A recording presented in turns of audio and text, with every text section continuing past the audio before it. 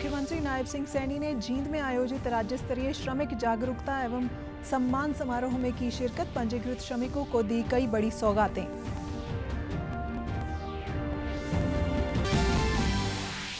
हरियाणा से कांग्रेस की वरिष्ठ नेता किरण चौधरी और उनकी बेटी व पूर्व सांसद श्रुति चौधरी भाजपा में हुई शामिल। भाजपा की नीतियों से प्रभावित होकर किया फैसला।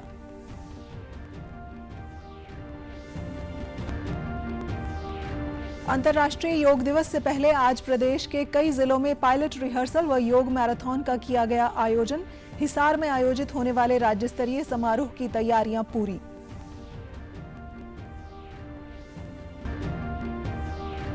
और हरियाणा में भीषण गर्मी का दौर जारी। हरियाणा सरकार ने रोडवेज की सभी बसों में ठंडे पानी के कैंपर रखने के लिए निर्देश। यात्रियों ने सरकार के इस कदम की सराहना की।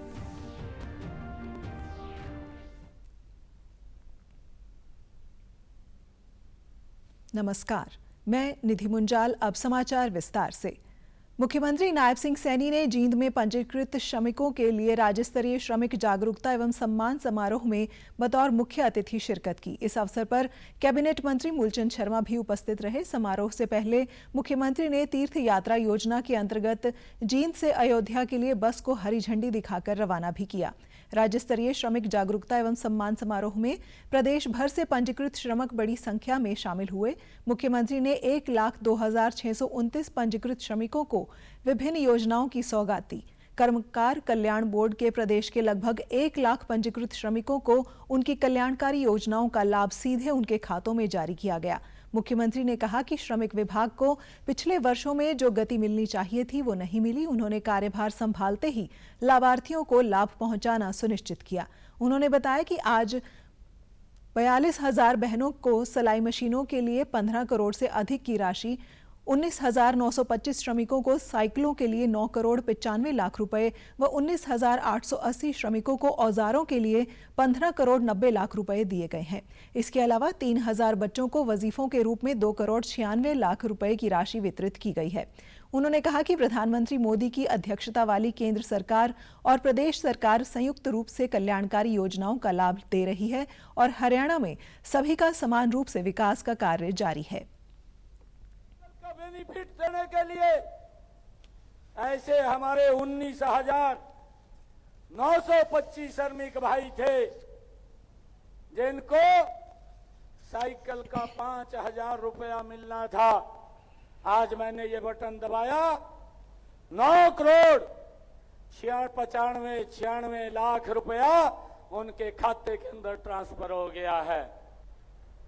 मुझे ये भी खुशी है हमारे जो श्रमिक के बेटे बेटी हैं जो उनको स्कॉलरशिप मिलती है। कैबिनेट मंत्री मूलचंद शर्मा ने कहा कि हरियाणा किसानों और मजदूरों का प्रदेश है। देश और प्रदेश की तरक्की के लिए किसानों और मजदूरों को अपना सारा जीवन लगाया ताकि हरियाणा देश के मानचित्र पर चमक सके। प्रदेश में श्रमिकों का निर्माण क्षेत्र में महत्वपूर्ण योगदान है। जहां औद्योगिक क्षेत्र में जहां क्रांति की अपनी धूम है, चाहे गुड़गामा की बात करें या फरीदाबाद की बात करें या सोनीपत और बहादुरगढ़ की बात करें, वहां के मजदूरों ने देश और दुनिया के मानचित्र पर हरियाणा सुई से लेकर हवाई जहाज का आज एक एक पुर्जा हरियाणा में बनाने का काम। तीर्थ यात्रा योजना व अन्य योजनाओं के लाभार्थियों ने सरकार का धन्यवाद करते हुए कहा कि केंद्र व प्रदेश सरकार ने गरीबों के लिए अनेक कल्याणकारी योजनाएं शुरू की हैं, जिससे उनके जीवन में बड़ा बदलाव आया है।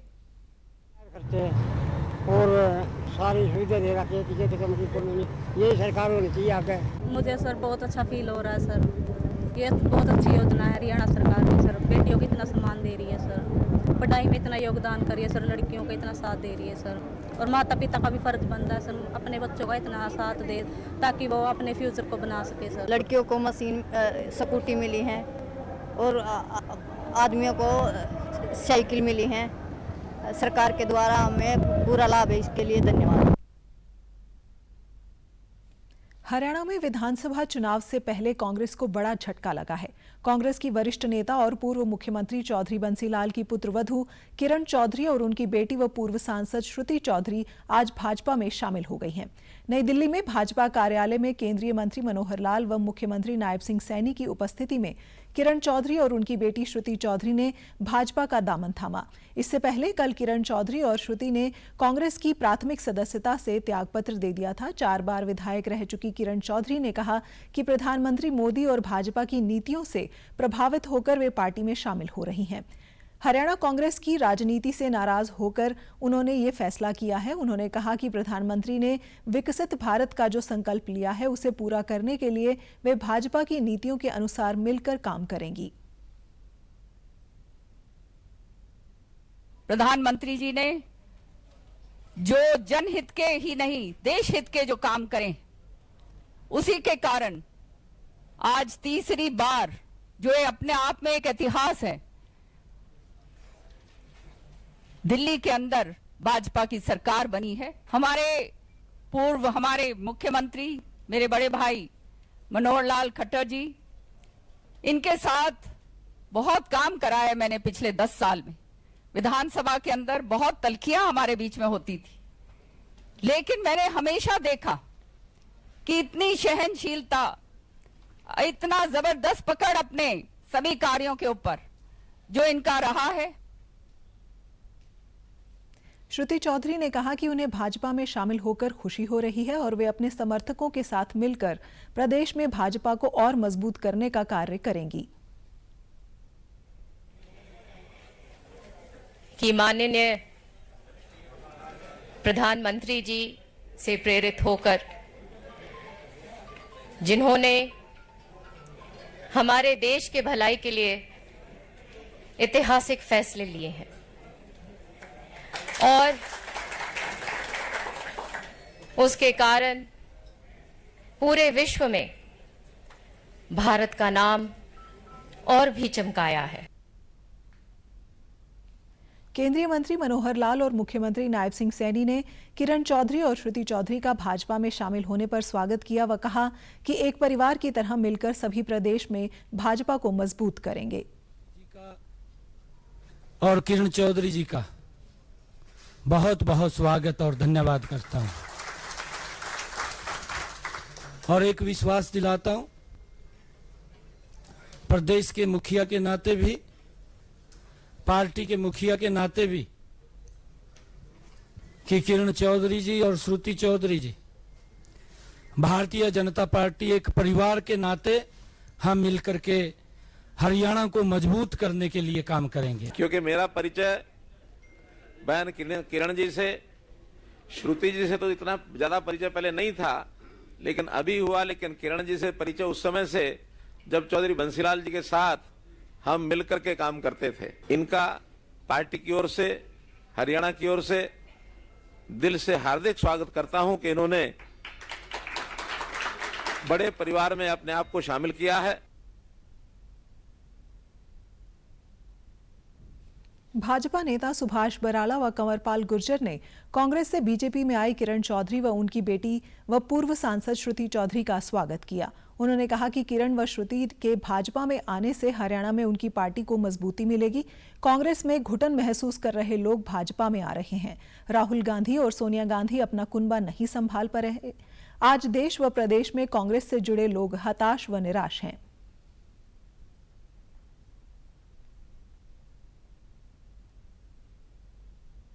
कांग्रेस पार्टी चाहे देश की बात करें, प्रदेश की बात करें, राहुल गांधी जी, सोनिया जी ये इस कुनबे को संभाल नहीं पा रहे हैं। लगातार कांग्रेस पार्टी पिछले चुनाव से आप देख रहे हो 3 चुनाव हो गए, कांग्रेस पार्टी ने देश के अंदर 100 सांसदों का आंकड़ा पार नहीं किया है।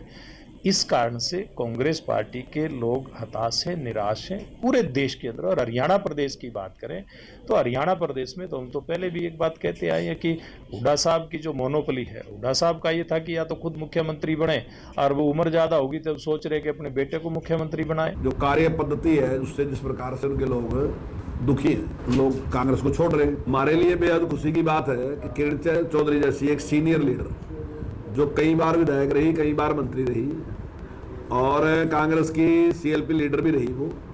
तो इतनी वरिष्ठ नेता अगर भारतीय जनता पार्टी ज्वाइन कर रहे हैं और उनकी बेटी जो कि MP रही, मैं तो उनका स्वागत करता हूँ। हमारे लिए बेहद खुशी। वहीं कांग्रेस के प्रदेशाध्यक्ष उदयभान व सिरसा से सांसद कुमारी शैलजा ने भी किरण चौधरी के भाजपा में जाने पर अपनी प्रतिक्रिया दी। उदयभान ने कहा कि कांग्रेस पार्टी ने उनको अनेक अवसर दिए, लेकिन इस बार उनकी बेटी को टिकट न देने के कारण उन्होंने भाजपा के साथ मिलकर कांग्रेस प्रत्याशी को हरवा दिया। जबकि कुमारी शैलजा ने किरण चौधरी व श्रुति चौधरी का समर्थन किया। उन्होंने कहा कि श्रुति के साथ इंसाफ नहीं तो खफा होना स्वाभाविक था। उन्होंने कांग्रेस हाईकमान पर सही टिकट वितरित न करने के आरोप लगाए। उनका दम घुट रहा था यहाँ, और जब वो ये कह रहे हैं कि कांग्रेस का हरियाणा में कोई भविष्य नहीं है, तो जहां उन्हें भविष्य अपना सुरक्षित लगता है वहां वो जा रही है। उनको बहुत बहुत शुभकामना। इस बार कांग्रेस नेतृत्व ने दूसरा आदमी का नाम दिया तो उनका कांग्रेस में भविष्य सुरक्षित नहीं लगा। जहां वो सुरक्षित तो लगाएगा, ये तो हर व्यक्ति का अपना अधिकार है। जहां उसे अपना भविष्य सुरक्षित लगेगा वहां जाएगा। दुख की बात है, क्योंकि हमारी पार्टी के दिग्गज रहे हैं ये, और एक परिवार की परंपरा इन्होंने रखी थी। बंसीलाल का के परिवार का इन्होंने काम, सियासत आगे बढ़ाई थी, और श्रुति हमारी MP भी रही। दुख तो है, और इसका पार्टी को थोड़ा नुकसान तो होगा ही। देखो, कोई तो कारण है। उनकी बेटी की टिकट भी कटी, जबकि वो जीतने वाली कैंडिडेट थी। हिसार स्थित गुरु जम्बेश्वर विश्वविद्यालय में 21 जून को अंतर्राष्ट्रीय योग दिवस के राज्य स्तरीय आयोजन की तमाम तैयारियां पूरी कर ली गई हैं। समारोह में मुख्यमंत्री नायब सिंह सैनी बतौर मुख्य अतिथि शिरकत करेंगे। इस दौरान मुख्यमंत्री 18 गांवों में योग एवं व्यायाम शालाओं का उद्घाटन करेंगे। इसके अलावा 72 योग एवं व्यायाम शालाओं की नींव रखेंगे। इस कड़ी में आज पायलट रिहर्सल व योग मैराथन का आयोजन किया गया। अतिरिक्त उपायुक्त नीरज कुमार ने बताया कि गर्मी के मौसम के दृष्टिगत ग्रामीण क्षेत्र से आने वाले योग साधकों को समारोह में लाने और वापस घर छोड़ने के लिए पर्याप्त वाहनों की व्यवस्था की गई है। आज रिहर्सल में लगभग 1000 लोगों ने भाग लिया है। हिसार में राज्य स्तरीय कार्यक्रम मनाया जा रहा है, जिसमें माननीय मुख्यमंत्री जी श्री नायब सिंह जी मुख्य अतिथि के तौर पे सम्मिलित होंगे। इसके लिए आज हमने योग दिवस की रिहर्सल की है, जिसमें करीब 1000 लोगों ने पार्टिसिपेट किया है और बड़ी अच्छे से हमने रिहर्सल की। उसके बाद योग मैराथन का भी आयोजन किया गया है। माननीय मुख्यमंत्री जी है वो 20 तारीख को तो विभिन्न PWD के प्रोजेक्ट्स है और इंक्लूडिंग कई सारे प्रोजेक्ट्स, मिनी प्रोजेक्ट्स है। जो एक बड़ा जो प्रोजेक्ट है महाराजा अग्रसेन अंतर्राष्ट्रीय हवाई अड्डा जो हिसार में बन रहा है, उसके संबंधित काफ़ी सारी इनॉग्रेशन कर रहे हैं 20 तारीख की। फिर उसके बाद विभिन्न स्कीम्स जो है सरकार की, उनके जो बेनिफिशरीज हैं उनके साथ भी संवाद स्थापित करेंगे। योग प्रशिक्षक मुकेश कुमार ने बताया कि योग दिवस पर गुरु जम्बेश्वर विश्वविद्यालय के मैदान पर 15,000 से ज्यादा लोग योग करने पहुंचेंगे। वहीं योग साधकों ने कहा कि स्वस्थ जीवन जीने के लिए योग एक महत्वपूर्ण माध्यम है। तनाव को दूर करने के लिए प्रतिदिन योग अवश्य करना चाहिए। सीवास, नारनौंद, बरवाला, उकलाना, आदमपुर, इन सब के अंदर भी जो है इस कार्यक्रम का आयोजन किया जाएगा, जिसमें हजारों योग साधक हैं, जो है अलग अलग जो डिपार्टमेंट उनके कर्मचारी हैं, विद्यालयों के बच्चे हैं, कॉलेज के हमारे स्टूडेंट हैं, और हमारे जो सामाजिक संस्थाएं हैं, पतंजलि जैसी योग की जो प्रतिष्ठित संस्थाएं हैं, जिनका हर गांव में योग शिविर चलते हैं, तो वो सब बढ़ चढ़ के भाग लें। योग का बहुत फायदा है। आप देखो पूरा दिन सारा दिन आदमी इंसान एनर्जी फुल रहेगा और सकारात्मक विचार दिमाग में आएंगे। सबसे बड़ी बात तो ये है, अगर दिमाग में सकारात्मक विचार आएंगे तो शरीर स्वस्थ रहेगा। आज का टाइम है वो ऐसा है जिसमें हर व्यक्ति को योग की आवश्यकता है। वो क्यों है? शारीरिक रूप से और मानसिक रूप से स्वस्थ रहने के लिए योग की आवश्यकता है। तो मेरा योग विशेषज्ञ होने के नाते आप सबसे निवेदन है, योग अपनाएं, योग को जिएं और स्वस्थ रहें। अंतर्राष्ट्रीय योग दिवस के उपलक्ष्य में पलवल में भी आज नेताजी सुभाष चंद्र बोस स्टेडियम में योग दिवस की पायलट रिहर्सल की गई। इसके उपरांत मैराथन दौड़ का आयोजन किया गया। मैराथन दौड़ को जिला शिक्षा अधिकारी अशोक कुमार बघेल ने हरी झंडी दिखाकर रवाना किया। जिला आयुष अधिकारी डॉक्टर संजीव तोमर ने बताया कि योग को घर घर तक पहुंचाने के लिए जिला भर में योग प्रशिक्षण शिविरों का आयोजन किया गया। उन्होंने सभी से आह्वान किया कि वे योग दिवस कार्यक्रम में अवश्य भाग लें और योग की विधाओं से जुड़कर स्वास्थ्य लाभ प्राप्त करें।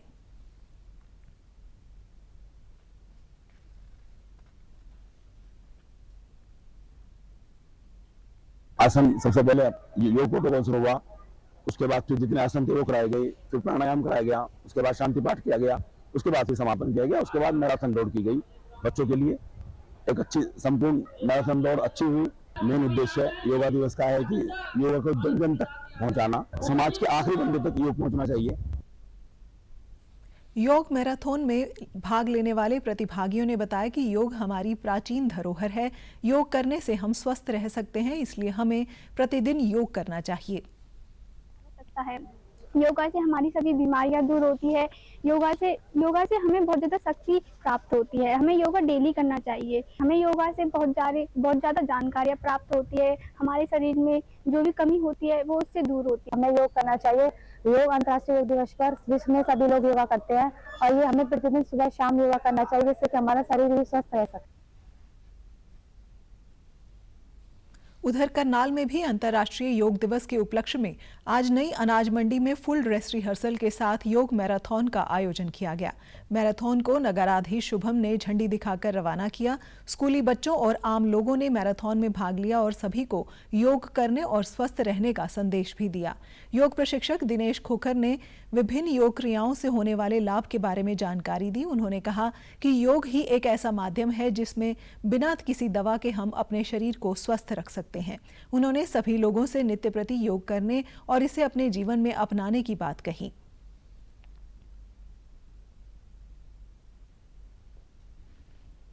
स्पोर्ट्स विभाग ने एक मैराथन कही है ताकि लोग जागरूक हों इसके प्रति और अपनी सेहत का ख्याल रख सकें। सुबह और शाम दोनों समय योग बहुत ज़रूरी है, करना चाहिए। इससे सेहत भी सही रहती है और जितने भी हमारे इंटरनल सिस्टम है, जो हमारे सर्कुलर सिस्टम है, मस्कुलर सिस्टम है, ये ओवरऑल सारे के सारे योग के जरिए हम इनको अच्छा बना सकते हैं। और स्पोर्ट्स के हर बच्चे के लिए तो और भी ज़्यादा अच्छा है, क्योंकि वो फिजिकल एक्टिविटी कंटिन्यू करते रहते हैं और उसके साथ साथ योग की भी क्लासेस हमारे स्पोर्ट्स विभाग अपने बच्चों को कराते हैं। वहीं योग कार्यक्रम में शामिल हुए लोगों ने कहा कि योग से हम अनेक बीमारियों से छुटकारा पा सकते हैं। आज पूरे विश्व में योग को अपनाया जा रहा है। योग करने स्वस्थ रहेंगे, शरीर तंदुरुस्त सुस्त रहता है, अच्छा रहता है, शरीर बहुत अच्छा महसूस करता है। लोगों को योग करना चाहिए। योग से हमारा शरीर स्वस्थ रहता है, फिट रहता है, बीमारियां दूर रहती हैं। योग करना चाहिए सभी को। फिटनेस आती है, रोग दूर होते हैं, बीमारियां नहीं आती। 4 साल से मैं दौड़ लगाता हूँ, योगा करता हूँ। सोनीपत की पुलिस लाइन में अंतर्राष्ट्रीय योग दिवस के पहले आज योग पायलट रिहर्सल और मैराथन का आयोजन किया गया, जिसमें स्कूली बच्चों, अधिकारियों व कर्मचारियों ने भाग लिया। सीटीएम अधिकारी पूजा कुमारी ने बताया कि 21 जून को जिला पुलिस लाइन ग्राउंड में जिला स्तरीय कार्यक्रम आयोजित किया जाएगा। सरकार के प्रयासों से लोग योग को अपनी दिनचर्या में अहम हिस्सा बना रहे हैं। आज के तनाव भरे जीवन में स्वस्थ रहने के लिए योग सबसे महत्वपूर्ण कड़ी है। उन्होंने कहा कि गर्मी को देखते हुए योग कार्यक्रम के दौरान विशेष प्रबंध किए गए हैं। यहाँ लगभग 3000 से ज़्यादा बच्चे यहाँ पर आए हुए हैं और जिस दिन योगा डे मनाया जाएगा उस दिन हमारे 5000 से ज़्यादा संख्या में बच्चे, प्रशासनिक अधिकारी, सेल्फ हेल्प ग्रुप से महिलाएं, नर्स, ऐसे बहुत सारे और साथ ही आम जनता भी हमारे साथ जुड़ेगी। तो आप सभी का भी स्वागत है कि आप सभी भी योग दिवस के अवसर पर यहाँ आए। प्रशासन के द्वारा हमने भरसक प्रयास करे हैं कि हम हर प्रकार से तैयार रहें। मौसम की गंभीरता को देखते हुए सबके लिए पानी की व्यवस्था की गई है, शौचालयों की व्यवस्था की गई है। सबसे पहले तो इस रिहर्सल से पहले योग मैराथन का आयोजन किया गया था, जिसमें लगभग 500 बच्चों ने पार्टिसिपेट किया, जिसमें 3 बच्चे बॉयज के फर्स्ट, सेकंड, थर्ड निकाले गए और उसी में 3 लड़कियों को भी निकाला गया।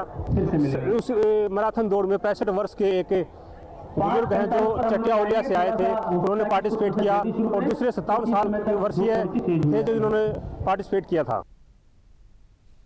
वहीं योग कार्यक्रम में हिस्सा लेने वाले विद्यार्थियों ने कहा कि बीमारियों से बचाव के लिए सभी को नियमित योग करना चाहिए। योग करने से मन और मस्तिष्क के सकारात्मक भाव पैदा होते हैं।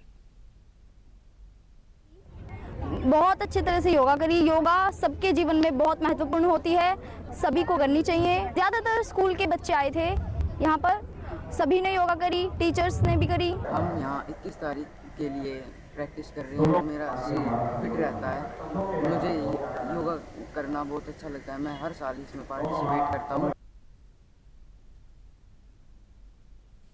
अंतर्राष्ट्रीय योग दिवस को लेकर सिरसा जिला प्रशासन ने पूरी तैयारियां कर ली हैं। इसी कड़ी में आज फुल ड्रेस रिहर्सल का आयोजन किया गया। इससे पहले बरनाला रोड बाल भवन में शहीद भगत सिंह स्टेडियम तक एक योग मैराथन का भी आयोजन किया गया। इस मौके पर उपायुक्त आर.के. सिंह ने बताया कि योग खुद के लिए और समाज के लिए बहुत जरूरी है, इसलिए योग करके हम खुद स्वस्थ रहें और दूसरों को भी इससे प्रेरित करें। उन्होंने बताया कि गर्मी व लू को देखते हुए पुख्ता प्रबंध किए गए हैं।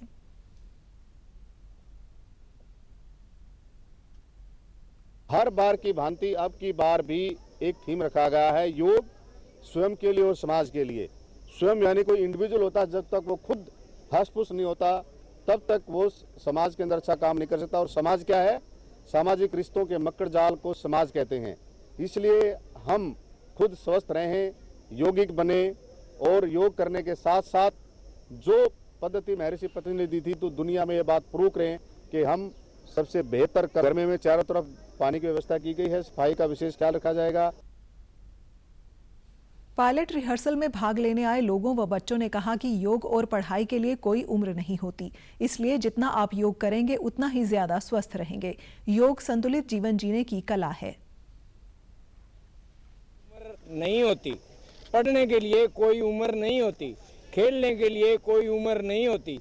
इस वास्ते आप अगर जितना योग में हिस्सा लोगे, आपकी उम्र उतने ही ज़्यादा बढ़ेगी, आप फलते फूलते रहेंगे। योग जीवन में अत्यंत ही जरूरी है। योग का अर्थ है कुछ चीज़ ऐड करना। योग से जो है हमारा हेल्थ, जो फिजिकल, मेंटल, सोशल, स्पिरिचुअल, चारों दिशाओं में जो है योग जो इसमें मदद करता है। इसीलिए योग हर व्यक्ति के लिए अत्यंत जरूरी। मेरे को यहाँ के बहुत अच्छा लगा और यहाँ का योगा मुझे बहुत अच्छा लगा और सभी को ऐसे ही करते रहेंगे। बोलो जय हिंद। अथम योगा आसनम मतलब योग ऐसी स्थिति है जिससे अपने को सुख मतलब स्थिति पूर्वक प्रॉपरली सिखाता है भी कैसे हमें जीवन यापन करना चाहिए, एक संयमित जीवन सिखाता है। और आज यही हमें यहाँ पे देखने में मिला, बहुत प्रॉपर व्यवस्था थी यहाँ पे। और जो योग साधक मांगेराम जी है, उन्होंने बहुत अच्छे तरीके से योग के बारे में बताया। पूरे उत्तर भारत में भीषण गर्मी जोरों पर है। मैदानी इलाकों से पहाड़ों तक लोग गर्मी की मार झेल रहे हैं। दिल्ली, एनसीआर सहित पूरे उत्तर भारत में चिलचिलाती धूप और लू के थपेड़े जानलेवा बने हुए हैं। हरियाणा, पंजाब, चंडीगढ़, दिल्ली, उत्तर प्रदेश के कई हिस्सों में अधिकतम तापमान 44 से 46 डिग्री सेल्सियस के बीच दर्ज किया जा रहा है। देश के कुछ हिस्सों में जहां एक और भीषण गर्मी से लोग परेशान हैं, वहीं दूसरी ओर उत्तर पूर्वी भारत में भारी बारिश का कहर देखने को मिल रहा है। मौसम विभाग ने कहा है कि पश्चिमी विक्षोभ के कारण अगले 2-3 दिन तापमान में कुछ गिरावट दर्ज की जा सकती है। हरियाणा में भी भीषण गर्मी का दौर जारी है। आज मौसम में बदलाव के आसार देखने को मिल सकते हैं। मौसम विभाग ने प्रदेश के 8 जिलों में आंधी का अलर्ट जारी किया है। इन जिलों में 40 किलोमीटर प्रति घंटे की गति से धूल भरी गर्म आंधी चलने की संभावना है और इस दौरान गरज चमक के साथ बादल छा सकते हैं। अन्य 14 जिलों में हीट वेव को देखते हुए येलो अलर्ट जारी किया गया है। मौसम विशेषज्ञों का कहना है कि कल से प्रदेश के अधिकांश जिलों में प्री मॉनसून की बौछारें पड़ सकती हैं, जिससे तापमान में गिरावट देखने को मिल सकती है।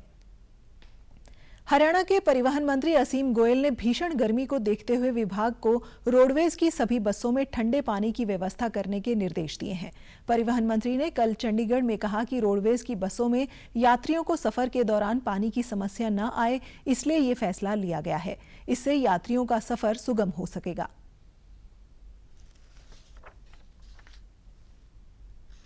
हरियाणा रोडवेज के अंदर जितनी सवारियां सफर करती हैं, उनके सफर में कोई दिक्कत ना आए, कोई बीमारी से परेशान ना हो, कोई लू से परेशान ना हो। तो एक ठंडे पानी की व्यवस्था के लिए मैंने जो हमारे डायरेक्टर हैं उनको निर्देश दिए थे और उन्होंने तुरंत प्रभाव से निर्देशों को लागू कर दिया है। हर बस के अंदर एक ठंडे पानी की व्यवस्था कैंपर के नाते होगी और हम सुनिश्चित करेंगे कि सवारियों को पानी के नाते कोई असुविधा या कष्ट ना हो। ऐसा मैंने बताया कि कैंपर्स का हमने प्रोविजन किया है और कैंपर में हमने बोला है कि इस तरीके के लिए कम से कम 10-12 घंटे तक आपका जो है पानी का जो टेम्परेचर जो है वो मेंटेन है।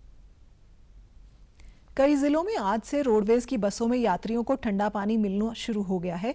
अंबाला डिपो के बस चालक व परिचालक ने कहा कि उन्हें वर्कशॉप से ठंडे पानी के कैंपर देकर भेजा जा रहा है। उन्होंने बताया कि पहले पानी भरने के लिए कई बार बीच में रुकना पड़ता था, जिससे बस लेट हो जाती थी, लेकिन अब ऐसा नहीं होगा। गाड़ियों में कैंपर रखे जाएंगे पानी की सुविधा के लिए और आज सवेरे बहुत कैंपर रखे हैं। हर गाड़ी को कैंपर देके भेज रहे हैं। हाँ जी, पूरी सुविधा मिलेगी पानी पीने की। या तो फिर अपना कहीं से भरवाना पड़ेगा या वैसा सिंपल पानी भी भर सकते हैं। जब कैंपर है अपने पास तो इसमें वैसा पानी भी भर सकते, रोक के गाड़ी पानी पिलाओ। तो अगर हमारे पास कैंपर भरा हुआ है तो हम सवारी को जरूर सुविधा देंगे पानी पीने के लिए। जो आज से इसमें पानी की सुविधा शुरू की है सरकार ने और आज हमें सुबह वहाँ यार्ड मास्टर से कैंपर मिल गया जो यात्रियों के लिए मुफ्त सुविधा है। रास्ते में से कहीं रेंट करेंगे या किसी बस अड्डे से ले लेंगे, दोबारा से इसको फिर भर लेंगे। बिल्कुल है जी, जो है 20-20, 30-30 रुपए की पानी की बोतलें बीच में बेचते हैं, उनसे यात्रियों का बड़ा फायदा हो। वहीं बस यात्रियों ने सरकार के इस कदम की सराहना करते हुए कहा कि गर्मी में बार बार पानी की जरूरत पड़ती है। जो पानी हम बस में लेकर जाते हैं वो गर्म हो जाता है, लेकिन अब वे बस में रखे कैंपर से ठंडा पानी पी सकेंगे। और व्यवस्था की जा रही है कि बहुत लोग किसी को बस बैठने की दिक्कत होती है और कैंप लगा होता है यार बस में, तो किसी भी बच्चे को दिक्कत है, लेडीज को किसी को भी पानी की प्रॉब्लम ना हो। बहुत अच्छा है, सरकार बहुत अच्छा है। ठीक है, बहुत बढ़िया है, फैसिलिटी है, जनता को सहूलतें हैं। बस स्टैंडों पर भी वो वाटर कूलर रखना चाहिए सरकार को, बहुत अच्छा काम है सरकार की, पब्लिक के लिए बहुत बढ़िया काम है। उधर नूह में भी रोडवेज की बसों में ठंडे पानी के कैंपर रख दिए गए हैं। लंबे रूट की बसों में सफर करने वाले यात्रियों के लिए सरकार का ये कदम काफी बेहतर साबित होगा, क्योंकि लंबे रूट पर समय अधिक लगता है और पानी की जरूरत भी ज्यादा होती है। इससे पहले बस यात्रियों को भयंकर गर्मी में ठंडे पानी की काफी समस्या हो रही थी, लेकिन अब सरकार के इस फैसले का चारों तरफ स्वागत किया जा रहा है।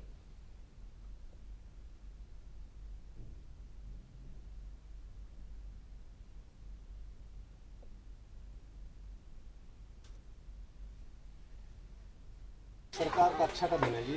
सवारियों के लिए पानी की सुविधा गर्मियों के मौसम में बहुत ज़रूरत पड़ती है पानी की, और ये अच्छा सरकार का कदम है। आजकल गर्मी को देखते हुए जो ये सरकार की जो कदम उठाया गया है, ये सवारियों के लिए बहुत ही उत्तम वो है, क्या नाम है, जिससे कि पानी की कमी न रहे और सवारियों को जहाँ जरूरत पड़े वहाँ पानी की व्यवस्था उनके लिए पूरी हो पाए। इसमें पानी की रोडवेज में पानी की व्यवस्था की गई है, बहुत अच्छी पहल है सरकार की ओर से, और जो ये पहल की गई है ये पब्लिक के बहुत ही फायदेमंद है, क्योंकि सवारी जो कई बार पानी लेके नहीं चढ़ती है, उनको अगर टाइम पे पानी मिल जाए इतनी गर्मी में तो बहुत अच्छा। वहीं फरीदाबाद के बल्लभगढ़ बस डिपो से जीएम लेखराज ने बताया कि उन्हें बसों में यात्रियों के लिए ठंडे पानी का इंतजाम करने के आदेश मिले हैं। उन्होंने बताया कि लंबी दूरी की बसों के अलावा एक जिले से दूसरे जिले तक जाने वाली बसों के लिए उन्होंने सप्लायर से 90 ठंडे पानी के कैंपर सप्लाई करना तय कर लिया है। कल सुबह से ही पहली बस चलने के साथ ही ठंडे पानी की सुविधा शुरू करवा दी जाएगी। हर एक गाड़ी के अंदर ना एक कैंपर भर के पीने योग्य ठंडा पानी रखती है, जिसके अंदर उसने बताया है कि उसके कैंपर की जो कैपेसिटी 8-9 घंटे की है ठंडा पानी रहने की, तो स्वच्छ जल जो है लोगों को बस में प्रोवाइड करवा। अभी हमने ऑर्डर तो सभी का किया है, वो लगभग 90 आज की डेट में दे पाएगा। शाम को सुबह पहली बस हमारी जाती है 3:40 पे, तो 3:30 बजे वो रख जाया करेगा और एक बार 8 बजे रख के जाया करेगा, 2 बार रख के जाया करेगा। अभी फिलहाल उसके पास जो कैंपरों का अरेंजमेंट हुआ वो 90 का हुआ है, और हमारी इतनी ही गाड़ियाँ लॉन्ग रूट पर चलती हैं। प्रधानमंत्री नरेंद्र मोदी ने कहा है कि केंद्र सरकार सिकल सेल रोग से संबंधित चुनौतियों से निपटने के लिए प्रौद्योगिकी का अधिक से अधिक इस्तेमाल कर रही है। आज विश्व सिकल सेल दिवस के अवसर पर उन्होंने इस बीमारी पर काबू पाने के लिए सरकार की प्रतिबद्धता दोहराई।